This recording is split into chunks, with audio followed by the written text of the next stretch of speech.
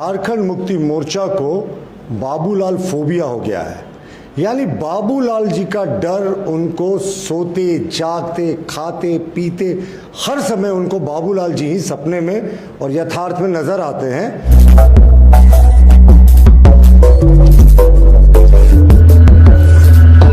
मित्रों, एक लंबे समय से हम इस बात को मानते हैं कि झारखंड मुक्ति मोर्चा को बाबूलाल फोबिया हो गया है।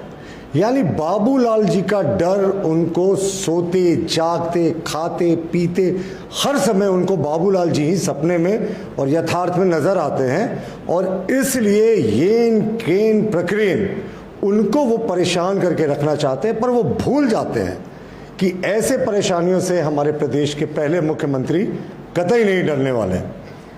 देखिए, सबसे पहले आप आज का देखें, बदलते घटनाक्रम में जो झारखंड मुक्ति मोर्चा का टॉप लीडरशिप है, सरकार के जो सत्ता के शीर्ष में बैठे हुक्मरान हैं, वो बाबूलाल जी से हम ये कह सकते हैं कि पूरे तरीके से भयभीत है।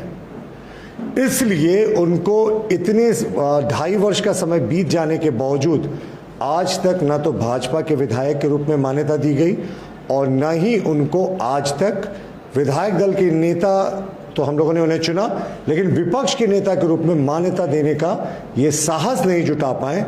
और इसके पीछे एक और वजह है, बाबूलाल जी का डर अगर 95% इनके सर पे है तो 5% इन्हें डर नॉन ट्रांसपेरेंट गवर्नमेंट देने का है।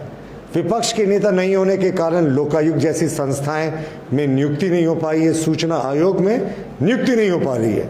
तो ये सरकार ट्रांसपेरेंसी से भागती है और बाबूलाल फोबिया से ग्रसित है। आप देखिए, इलेक्शन कमीशन ऑफ इंडिया ने जब जेवीएम का मर्जर हो रहा था बीजेपी में, तो उस मर्जर को बाकायदा स्वीकृति दी थी।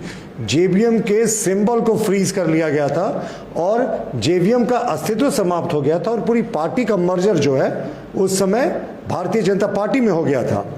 पिछले राज्यसभा का चुनाव, जिसमें हमारे माननीय प्रदेश अध्यक्ष दीपक प्रकाश जी भी लड़ रहे थे, उस समय इलेक्शन कमीशन ने जो एक लिस्ट भेजा था, वोटर लिस्ट, बाबूलाल जी को भाजपा के विधायक के रूप में सूचीबद्ध किया था और बाबूलाल जी ने भाजपा के विधायक के तौर पर उस समय वोटिंग भी किया। स्टेट को उस समय कोई आपत्ति नहीं थी, लेकिन स्पीकर के न्यायाधिकरण की अगर आप बात करें तो जिस समय स्पीकर के न्यायाधिकरण में अपने जो कहते हैं ब्रीफ को एक्सीड किया, अपना जो इनका दायरा था उसको एक्सीड किया, क्योंकि सुओ मोटो स्वतः संज्ञान कॉग्निजेंस लेने का अधिकार स्पीकर को नहीं था। लेकिन बाबूलाल मरांडी जी के पार्टी के मर्जर को इन्होंने दल बदल की संज्ञा दी और दल बदल दिखाते हुए जबरदस्ती जोर जबरदस्ती से स्वतः संज्ञान लिया।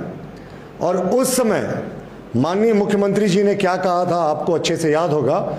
17 जुलाई 2020 को एक सार्वजनिक सभा में माननीय मुख्यमंत्री जी ने कहा था, मैं तिथि रिपीट कर रहा हूं, 17 जुलाई 2020 को सीएम साहब ने कहा था कि भारतीय जनता पार्टी विपक्ष के नेता के पद के लिए तरस जाएगी। और उस समय यह मामला स्पीकर के न्यायाधिकरण में था। आश्चर्यजनक रूप से स्पीकर ने इस पर कंटेम्प्ट का नोटिस नहीं दिया। माननीय मुख्यमंत्री जी न्यायाधिकरण के फैसले को कैसे इन्फ्लुएंस कर सकते हैं, उस समय भी हम लोगों ने कड़ी आपत्ति की थी, लेकिन कुछ नहीं हुआ।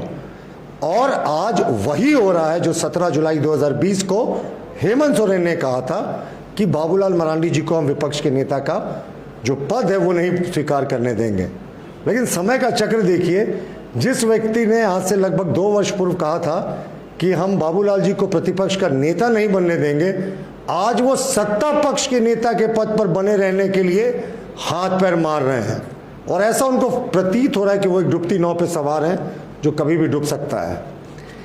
देखिए, हाईकोर्ट ने केस नंबर 3687/2020 3687/2020 को चीफ जस्टिस की अध्यक्षता वाली बेंच ने कहा था कि स्पीकर को स्वतः संज्ञान लेकर बाबूलाल मरांडी जी पर दल बदल के कानून को चलाने का, ये मामला चलाने का हक नहीं है और उन्होंने स्पीकर के इस आदेश को हाईकोर्ट ने क्वैश कर दिया था।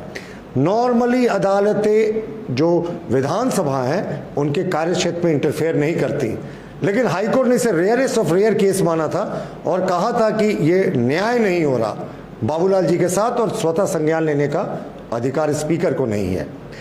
उसके बाद सरकार ने तुरंत सत्ता पक्ष के 2-3 विधायकों से बाबूलाल जी के खिलाफ कंप्लेन कराया ताकि स्वतः संज्ञान का मामला किनारे हो सके।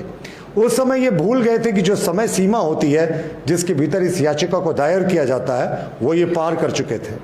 लेकिन फिर भी स्पीकर के न्यायाधिकरण में ये मामला चल रहा है, क्योंकि मुख्यमंत्री जी ने 17 जुलाई 2020 को कहा ही था कि जो सत्ता पक्ष है वो विपक्ष को प्रतिपक्ष के पद के लिए, नेता के पद के लिए तरसा देगा। और देखिए, सबसे आश्चर्यजनक बात कि हमारे माननीय विधायक समरी लाल जी और हमारे कुछ अन्य विधायकों ने कंप्लेन किया था प्रदीप यादव की सदस्यता के बारे में, बंधु तिर्की की सदस्यता के बारे में। वो मामला ठंडे बस्ते में है स्पीकर के यहाँ, जबकि दोनों में समान रूप से बाबूलाल जी के जेवीएम ने इन दोनों विधायकों को एक्सपेल कर दिया था, उसके बाद मर्जर हुआ था। तो उसके बावजूद इनके दल बदल का मामला, जबकि बंधु तिर्की तो कार्यकारी अध्यक्ष भी कांग्रेस में हैं और कांग्रेस की तमाम बैठकों में हिस्सा लेते हैं। स्पीकर के यहाँ शायद 1-2 मीटिंग में उन्होंने अटेंड भी किया है कांग्रेस के प्रतिनिधि के तौर पर, तो वहां ये सारा नियम लागू नहीं होता। लेकिन बाबूलाल जी का इनको इतना डर है, इतना भय है, इतने भयभीत है बाबूलाल जी के आभा मंडल से कि उनको ये प्रतिपक्ष के नेता का पद नहीं देने के लिए फिर से इन्होंने विधानसभा में कार्रवाई शुरू कर दी 1 दिन के नोटिस पे। आज भी पहली कार्रवाई हुई, 9 तारीख को दूसरी याचिका पर सुनवाई है। तो ये साफ दिखाता है कि कहीं ना कहीं माननीय मुख्यमंत्री जी ने जो 2 वर्ष पहले कहा था, आज स्पीकर का न्यायाधिकरण उसी ओर बढ़ता दिख रहा है और हम इसे डेमोक्रेसी के लिए शुभ संकेत नहीं मानते।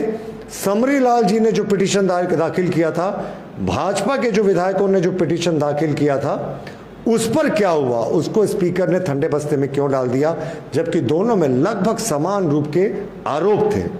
तो ऐसा उचित नहीं होता। नैसर्गिक न्याय का सिद्धांत होता है कि आपको सिर्फ जस्टिस नहीं करना चाहिए, आपको जस्टिस इस तरीके से करना चाहिए कि लोगों में विश्वास हो कि आपने न्याय किया। ये हम आज देखने को हमें नहीं मिल रहा। प्रदीप यादव और बंधु तिर्की की हालांकि सदस्यता चली गई, लेकिन सदस्यता के अतिरिक्त उन्होंने जो सुविधाएं ली थी बतौर विधायक के, उन पर भी प्रश्न चिन्ह है। तो बंधु तिर्की और प्रदीप यादव के मामले में ये पूरा मामला जो है गो स्लो की नीति पे चला जाता है।